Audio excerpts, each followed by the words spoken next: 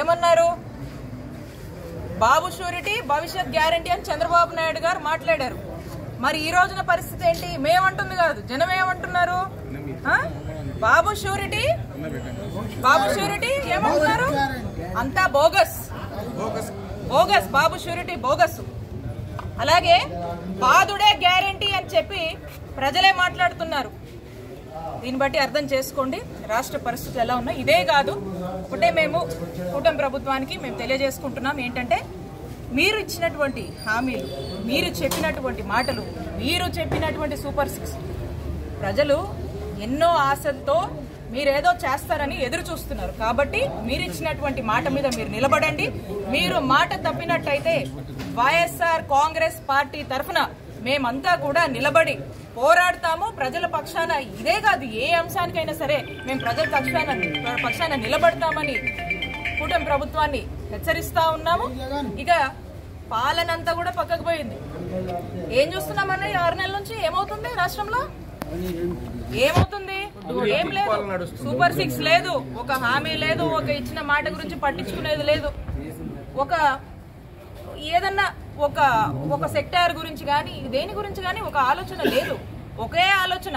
ఏం ఆలోచన అది? వచ్చిన దగ్గర నుంచి డే 1 నుంచి కూడా వైఎస్ఆర్ కాంగ్రెస్ పార్టీలోకి సంబంధించినటువంటి నాయకుల్ని, వైఎస్ఆర్ కాంగ్రెస్ పార్టీ కార్యకర్తల మీద అక్రమ కేసులు పెట్టాలి, అరెస్టులు చేయాలి, జైళ్లకు పంపించాలి. దీని మీద ఉన్నటువంటి ధ్యాస పాలన మీద కూటమి ప్రభుత్వం లేదు అని స్పష్టమైంది. కాబట్టి ఇప్పుడైనా కూడా నిద్ర మేల్కొని వాళ్ళు ఇచ్చినటువంటి హామీల మీద, వాళ్ళు చెప్పినటువంటి మాటల మీద దృష్టి సారిస్తే బాగుంటుందని వైఎస్ఆర్ కాంగ్రెస్ పార్టీ డిమాండ్ చేస్తుంది. అంటే యూటిలిటీస్ ని ఎవరైతే వాడుకుంటున్నారో యూజర్స్ అంటే ప్రజలే విద్యుత్ ని అంటే కరెంటుని అమ్మే తరహాలో విద్యుత్ రంగాన్ని ప్రోత్సహిస్తామని చెప్పి చంద్రబాబు నాయుడు గారు మాట్లాడారు. అలాగే ఏమాత్రం కూడా కరెంటు ఛార్జీలు పెంచం అని చెప్పి చంద్రబాబు నాయుడు గారు స్వయాన వారి మాటల్లోనే ఎన్నికల ముందు ఇచ్చినటువంటి హామీ. మరి ఇలాంటి మాయ మాటలు చెప్పి ప్రజలతో ఓట్లేయించుకొని అధికారంలోకి వచ్చాక మరి ఈరోజు ఏమవుతా ఉంది?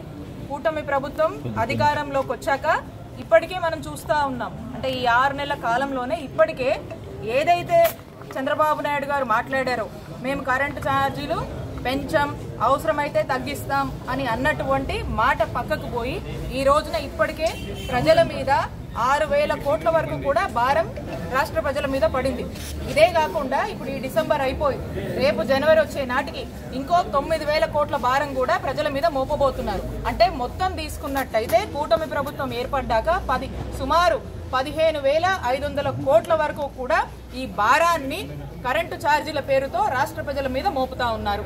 కాబట్టి ఇలాంటి ఒక సిచ్యువేషన్, ఈ పరిస్థితిని, ఈ భారాన్ని, ప్రజల మీద పడుతున్నటువంటి ఈ భారాన్ని ప్రశ్నిస్తూ ఈ రోజున వైఎస్ఆర్ కాంగ్రెస్ పార్టీ చంద్రబాబు నాయుడు గారు ఎన్నికల ముందు ఏదైతే మాట ఇచ్చారో, మీరిచ్చినటువంటి హామీకి కట్టుబడి ఉండమని వైఎస్ఆర్ కాంగ్రెస్ పార్టీ ఈ రోజున ప్రశ్నిస్తోంది.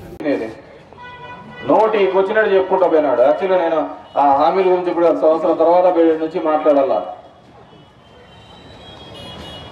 పేదలకు చేయాలి, చెప్పిన మాట నిలబడాలా అని చెప్పేసి మన అప్ప ఏదైనా చెప్తా అంటే సార్లు ముందు అధికారం లేకొచ్చాదని ఈ అప్ప. జనాలు ఏ అప్పని నమ్ముతున్నారు? అబద్ధాలనే నమ్మినారు. ఈరోజు అంటున్నారు మాకు ఇవి పెంచినారు, ఇవి పెంచినారు అని చెప్పి. జగన్ రెడ్డి శిలకకి చెప్పినాడు. ఇవి కాదయ్యా, ఉంటే నాకంటే పెద్దగా ఆలోచించి చేసే వాళ్ళు ఎవరైనా ఉంటారో, నేను ఏదైతే చేయగలుగుతానో అది మాత్రమే చెప్పగలుగుతానో, ఏదైతే చెప్తానో అది మాత్రమే చేస్తాను అని చెప్పేసి. ఇది ఒక పిల్లలకి లేదా 18,000 ఇచ్చానంటే 15,000 ఇచ్చానంటే నీకు 15,000, నీకు 15,000, నీకు 15,000.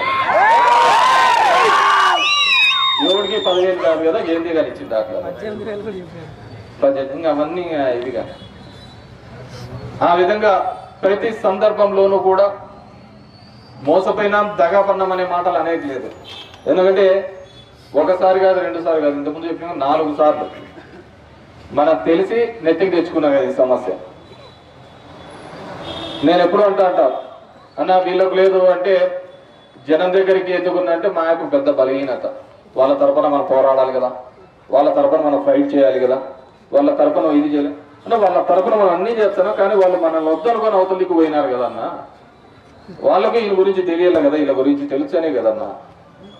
లేదు లేదు ఇప్పుడు చూడు 6 నెలలు 8 నెలలు అయింది, అప్పటికే రోడ్లకి తిప్పుతున్నాడు. అప్పుడు అధికారంలో ఎప్పుడు ఉండలే, అందరినీ ఇంటింటికి పంపించా. కాబట్టి అందరినీ కోరుకునేది ఈరోజు ప్రజలు మీరు ఆలోచించండి, ఏ విధంగా ఈ రాష్ట్రాన్ని సంపద సృష్టిస్తానన్నాడు. నాకు తెలిసి మనకేమో 1,00,00,000 కోట్లకు తెచ్చినాడు, మనకు 1,00,000 కొట్టినాడు. అతని సంపద ఆ విధంగా ఉంటుంది. నోటికి వస్తే అబద్ధాలు, ఆ సందర్భాన్ని దాటేసుకుంటా పోతాం. మనకు అంతే. నేను ఎప్పుడు చెప్తుంటే ఒక రాజు కథ, అతను రాజు నీకు 1000 ఏనుగులు బలం అంటే బంగారం ఇమ్మంట అంటాడు, ఇంకా నీకు కొండంత బలం ఉందంటే బంగారం అడిగితే నువ్వు చెప్పినది అబద్ధమే, నేను చెప్పినది అబద్ధం, ఇంకా బంగారం అనేది ఎక్కడ ఉండదు అని చెప్పి. అట్లా కూడా మన యొక్క పరిస్థితి. నీకు చెవులకి ఏది బాగుంటుందో అది చెప్పుకుంటా పోయినాడు. ఈరోజు ఎస్సీ ఎస్టీ కాలనీలో మామూలుగా కరెంటు దానిలోకి పోతే అంటూ ఉంటారు, మేము ఇందిరమ్మ టైం నుంచి కరెంటు కట్టడం లేప, మాకు ఇప్పుడేం వచ్చి పీకుతున్నారు అంత కరెంటు. ఇందిరమ్మ టైం నుంచి కట్టకపోయిన పీకరేమో కానీ చంద్రబాబు ఉంటే మాత్రం కట్ చేస్తారు. అంతకుముందు చూసాం ఇదే కరెంటు ఛార్జీలు ఇదే విధంగా చేసినారని చెప్పేసి బషీర్బాగ్ దగ్గర రైతాలందరూ ధర్నా చేస్తే కాల్పులు చెప్పినాడు చంద్రబాబు. ఈ సంపద సృష్టి ఇవన్నీ కూడా డొల్ల, అన్ని అబద్ధాల యొక్క మాటలు. దయచేసి ప్రజలు కూడా, ఇంకా టైం ఉంది, ఆ జమిలీ వచ్చి 3 ఏళ్లలోనూ అయిపోతుంది, గమనించండి. రాజకీయాలు అందరూ చేస్తుంటారు, ఓట్లకు వస్తుంటారు, పోతూ ఉంటారు, అందరూ చేస్తుంటారు. కానీ మనం అందరం కూడా గమనించాల్సింది ఏంటంటే, ఎవరు ఈ రాజకీయ చరిత్రలో ఒక చెప్పిన మాట కోసం పరితపించి పనిచేసిన నాయకుడు ఎవరైనా ఈ దేశంలో కానీ అధ్యక్షులైన రోజు నుంచి మన కార్యకర్తలకి అండగా, నాయకులకి అండగా, ఎక్కడ ఏ విషయం అవసరమన్నా కూడా పరిగెత్తుకుంటూ వచ్చి మనకి అండగా నిలబడుతున్నాడు. కాబట్టి కార్యకర్తలకు చెప్పేది ఒకటే, ధైర్యంగా ఉండండి. తప్పు చేసిన వాడు ధైర్యంగా ఉన్నప్పుడు తప్పు చేయని మనం, సంక్షేమం అభివృద్ధి చేసిన మనం ఎందుకు భయపడాలని కూడా ఈ సందర్భంగా తెలియజేసుకుంటున్నాం.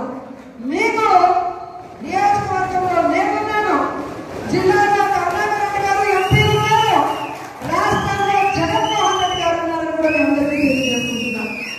మన పార్టీకి పోరాటాలు తప్ప కాదు, మన పార్టీ పోరాటంలో నుంచి పుట్టిన పార్టీ, ప్రజల కోసం పుట్టిన పార్టీ. ఈ రాష్ట్రాన్ని అభివృద్ధి చేయాలి అని ఏ కలవైతే వైఎస్ఆర్ గారు కన్నారో వాటన్నింటినీ కూడా 60-70 సంవత్సరాలు ఈ ప్రజలకు అందుబాటులోకి రావాలి అని పార్టీ పెట్టి మీకోసమే ముందుకు నడిచిన జగనన్న పార్టీ, ప్రజల పార్టీ, మన పార్టీ. ఎందుకు నేను ఇంతగా చెప్తున్నానంటే, ఈరోజు జగనన్న అనుకున్నవన్నీ సాధించాడు. ఆయన బిజినెస్ మ్యాన్ గా సక్సెస్ఫుల్, ఆయన ఫ్యామిలీ మ్యాన్ గా సక్సెస్ఫుల్, ఆయన సీఎం గా సక్సెస్ఫుల్. ఇంకేం అవసరం ఉంది? కానీ రాష్ట్రంలో కూటమి ప్రభుత్వం వచ్చిన తర్వాత వాళ్ళు చేస్తున్న అరాచకాలు, విధ్వంసాలు చూసి మనని నమ్మిన కార్యకర్తల్ని మనం కాపాడుకోవాలి. మన కోట్లేసిన ప్రజలకు మనం అండగా నిలబడాలి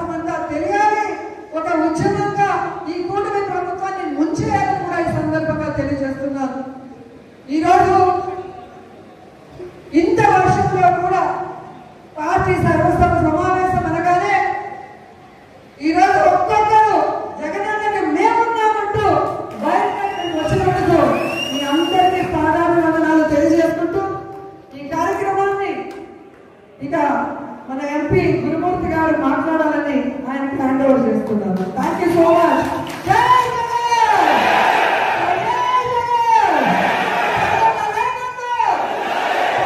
డబ్బులు వచ్చాయి, బ్రహ్మాండంగా సంక్రాంతి పండుగ చేసుకునేవాళ్ళం, బ్రహ్మాండంగా క్రిస్మస్ చేసుకునేవాళ్ళం, బ్రహ్మాండంగా నూతన సంవత్సర వేడుకలు చేసుకునేవాళ్ళం, రంజాన్ చేసుకునేవాళ్ళం అని చెప్పేసి ప్రజలందరూ కూడా జగనన్న ముఖ్యమంత్రిగా ఉంటే బాగుండేదేమో అని చెప్పేసి 6 నెలల్లోనే జగన్మోహన్ రెడ్డి గారి పరిపాలన కోరుకుంటా ఉన్నారంటే ఎంత అద్భుతంగా ప్రజలు ఏ విధంగా మెచ్చారో ఒకసారి అర్థం చేసుకోమని.